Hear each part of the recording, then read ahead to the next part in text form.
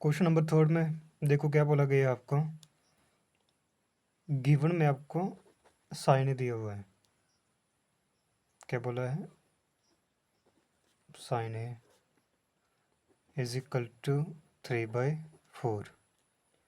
तो क्या बोल रहे हैं, का से निकालो साथ में टेन ए।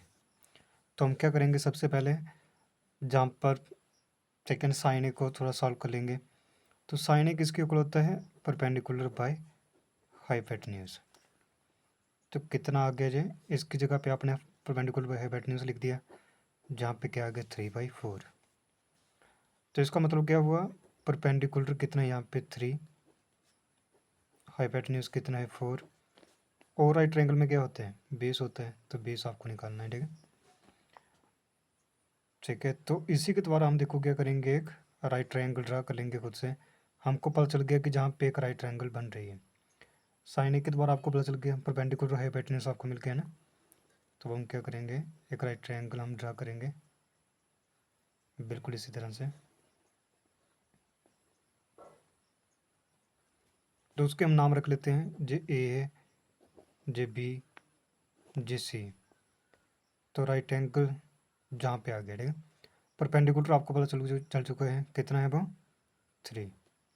तो 3 आपका परपेंडिकुलर आ गया। खुद से हम यूनिट लिख देते हैं सेंटीमीटर, दिया नहीं है लेकिन आप खुद से लिख सकते हैं। तो हाइपोटेन्यूज कितना है 4, तो सेंटीमीटर आपने लिख दिया यहाँ पे। तो आपको ए बी यानी कि बेस आपको जहाँ पे फाइंड आउट करना है इस ट्रायंगल में, तो लिखना क्या है आपको, जो खुद से आपने ड्रा किया। लेट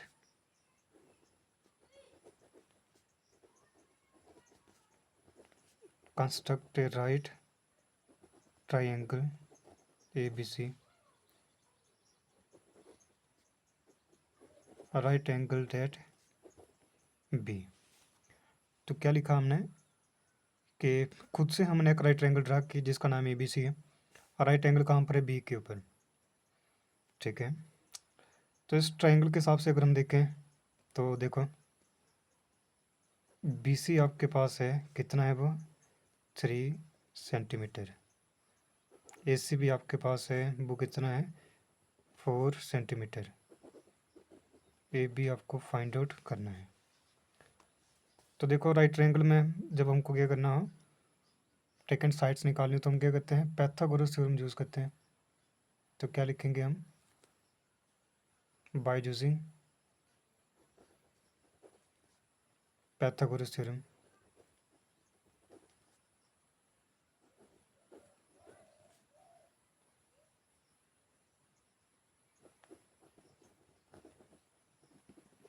तो पाइथागोरस थ्योरम आप क्या करोगे, यहाँ पे यूज़ करोगे तो क्या होती है वो, हाइपोटेन्यूज का square is equal to base का स्क्वायर प्लस परपेंडिकुलर का स्क्वायर।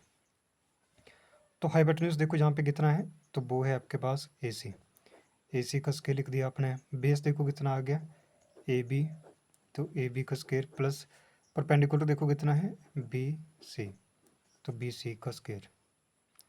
तो AC कितना है 4 का स्क्वायर लिखोगे आप, ठीक है। AB, तो AB आपको फाइंड आउट करना है जी, आप ऐसे लिखोगे। प्लस BC देखो कितना है, तो वो है 3, तो 3 के ऊपर स्क्वायर आ जाएगा। 4 का स्क्वायर यानी कि 4 × 4, AB का स्क्वायर, AB स्क्वायर ऐसे लिखा जाएगा, प्लस 3 का स्क्वायर यानी कि 3 × 3, 4 का स्क्वायर 4 × 4 यानी कि 16, AB का स्क्वायर ऐसे लिखोगे, प्लस 3 × 3 कितना हो गया 9। तो 16, 9 को जहाँ पर लेकर आओ माइनस का हो गया जी, तो ये कितना बन गया AB का स्क्वायर। तो 16 - 9 कितना होता है 7, AB का स्क्वायर ऐसे लिखा जाएगा। AB का स्क्वायर जहाँ पे ले आओ, ठीक है, जहाँ पे 7 आ जाएगा। और AB देखो कितना आ रहा है √7। तो सेंटीमीटर आप खुद से लिख रहे हो, आप जहाँ पे यूनिट लिख दो सेंटीमीटर। अब देखो आपके पास क्या चुका है √7 सेंटीमीटर, बेस भी आ चुका है। अब आपको जो बोला गया है वो आप फाइंड आउट कर सकते हैं। तो क्या क्या बोला है आपको बोला गया है कि cos से निकालो, साथ में tan है, तो आप लिखोगे नाउ cos है आपको बताना है, तो cos a, तो एंगल ए के हिसाब से आप बता रहे हो, तो एंगल ए के हिसाब से यानी कि जो नॉर्मल ट्राइंगल है ना आपके, जो इसकी डायमेंशन वही रहेंगी, परपेंडिकुलर, बेस, हाइपोटेन्यूज सब कुछ सेम।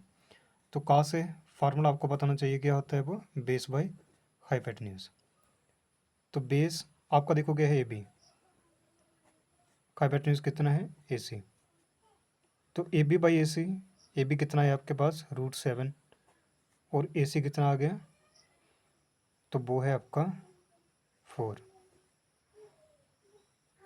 अब उसके बाद आपने क्या लिखना है, एंड